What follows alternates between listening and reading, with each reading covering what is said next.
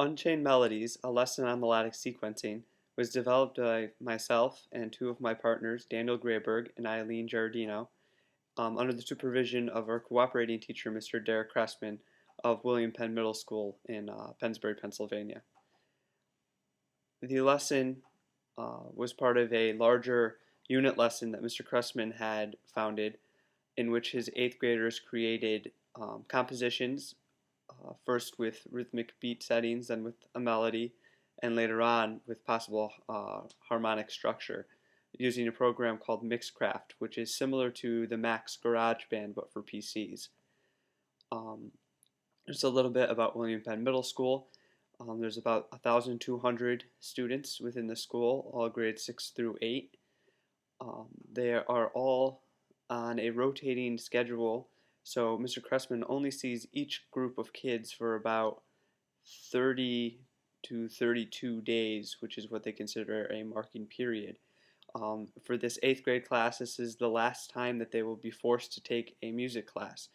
So Mr. Cressman, in his teaching of this course, has decided to take the option of empowering their musicianship in ways that will support lifelong musicking even if they do not become professional musicians. There's less emphasis on music literacy notational wise, but much more emphasis on listening skills, composition, seeing how music affects them as people and citizens of their society. In this lesson, we tried to go along with that approach. The students at this level were able to recognize treble clef notation, but not the bass clef. They did not possess a solid understanding of harmony or any really basis in the theoretical aspects of music besides, okay, a scale is a succession of notes, or that I can differentiate that that's the melody and that's not the melody. In this lesson, as you will see both in this video as well as in the lesson plan, which is posted below, the students are composing a melody using some very flexible guidelines and reference points that we co-construct as a class, using this Mixcraft software and MIDI keyboards, and then uploading them to a website that the class has been using since the 6th grade, ning.com, which is a social network that can be closed for certain groups. For example, this class has one Ning account that Mr. Cressman heads that is stripped of advertisements and is solely based with members of the class, so there are no third parties or spamware on the site. In the video, you'll see that there's some time where we're setting up.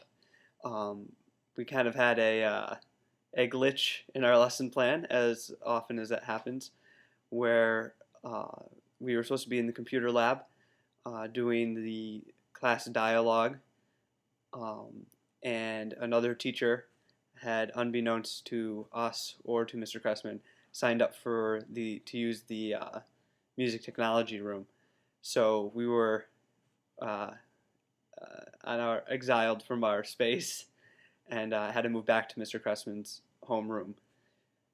That ended up being okay and actually helped us because we were able to prolong our discussion and really get to listen to some of the students' musical examples, and therefore have set a more solid foundation for the assignment to come. In the beginning part of the video, you'll see the initial point of our discussion that's outlined in the problematized step in the lesson plan that's posted as an attachment below this video.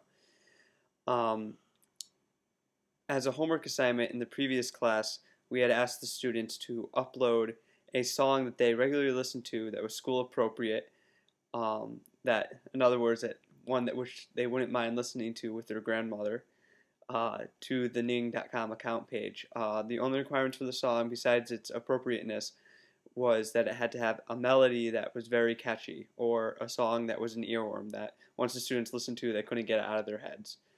We chose to require it be a catchy song because typically with these types of songs, they have a very clean-cut melody and there's not too much going on. So it would be much more easier to distinguish the melody and the components of the melody that make it catchy with a simple song like this. We had a pretty good response from the students. There were some technical difficulties, especially since when we gave them the assignment, it was right when the bell rang the period before. So some of them couldn't upload MP3s to Ning and couldn't figure out how to switch the files. Others, instead of doing that, brought in iPods or CDs, so we were able to play them over the loudspeakers, which worked out great. All in all, within the lesson, as you will see in the video, we listened to about 8 to 10 pieces. You'll see me in the video writing on a portable whiteboard. I was outlining not only the aspects of catchy melodies that the class was coming up with, but on the reverse side, I had written on the board previous to the class compositional strategies they could use while composing their melodies. And you'll see me teach that later on in the video.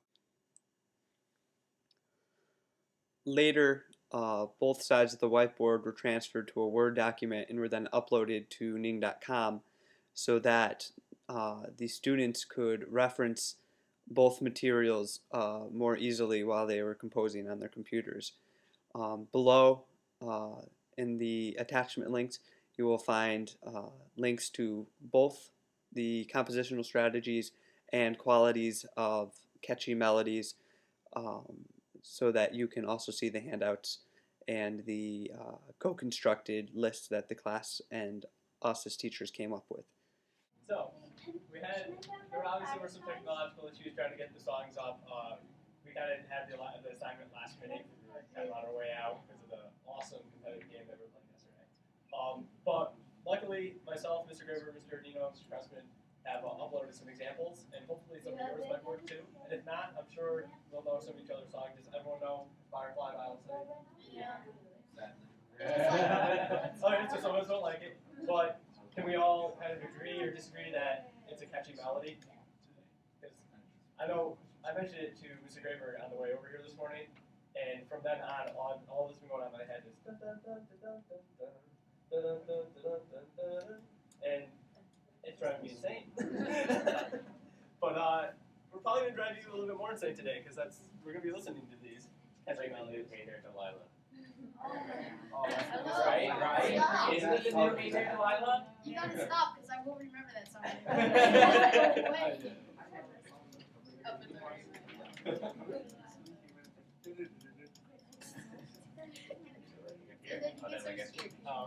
This is Mr. Cressman's. Alright, so this is the song that Mr. Cressman uploaded.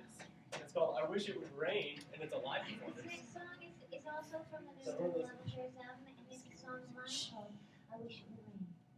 Oh, I wish it would rain.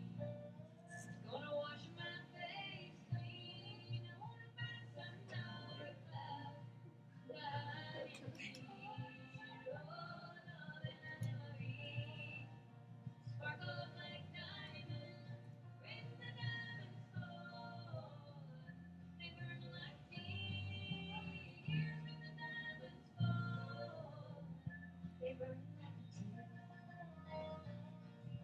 Once I had a love on the joy to find you only cared for me. I wanna find that love of 22 years and 33. I got a heart of mine, one on my left, and I will soon find me. No, the one I love is way out west, and he never will leave me. So I wish it would rain. Oh man, I wanted to listen to it. Catchy or not catchy? Y'all like both. I like Firefly. Definitely catchy. Why do you I think want it's to listen catchy? to Firefly. Yeah. Well, because it repeats the same thing over and over. Repetition. Yeah. Repetition, repetition, repetition, repetition. Exactly. Yeah. So, repetition is one way that composers work to make sure we remember what the melody is. If you ever watch